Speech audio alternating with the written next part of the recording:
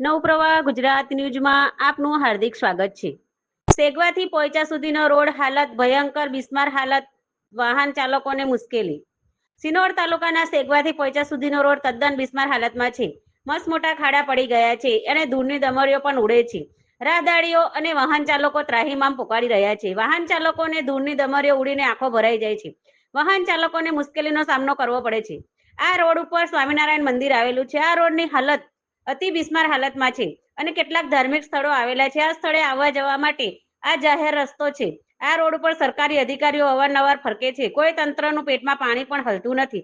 શું આ રોડ વહેલી તકે બનાવવામાં આવશે ખરો, તે જોવું રહ્યું। શું નામ છે આપણું? મારું નામ પ્રવીણ કડિયા છે। અત્યારે અમે પોરબંદરથી આવ્યા છીએ। અહીંયા અમારો 2 દિવસનો યુવાનોનો પ્રોગ્રામ હતો કે અમારે ટુકડા યુવા મંડળનું સ્નેહ મિલન હતું છોકરાઓનું, તો એ માટે અમે અહીંયા આવ્યા હતા। અને ખરેખર આપણે સરકાર રસ્તાનું ઘણું બધું ડેવલપિંગ કરે છે, પણ આ રોડ એટલો કાચો કેમ છે? એમ ખરેખર હાઈવે જેવો રોડ હોવો જોઈએ કે યાત્રાળુઓને સરળતા પડે, એમ કે આ રસ્તો અહીંયાથી તમે રાજપીપળા જવા માટે બરોડાથી 2 કલાક થાય, એના લીધે સેગવાથી રાજપીપળા માટે 1-1.5 કલાક ગરી જાય છે। તો અને એટલા ખાડા પડી ગયા છે રોડમાં, તો રોડ સારો બનાવે હાઈવે જેવો, એવી સરકારને અહીંયાથી નમ્ર અપીલ છે, જેથી કરીને યાત્રાળુઓને અવર જવરમાં પ્રોબ્લેમ ન થાય, સરળતા પડે અને એક્સિડન્ટના ચાન્સ ઘણા ઓછા રહે એમ, અને પબ્લિક હેરાન ન થાય।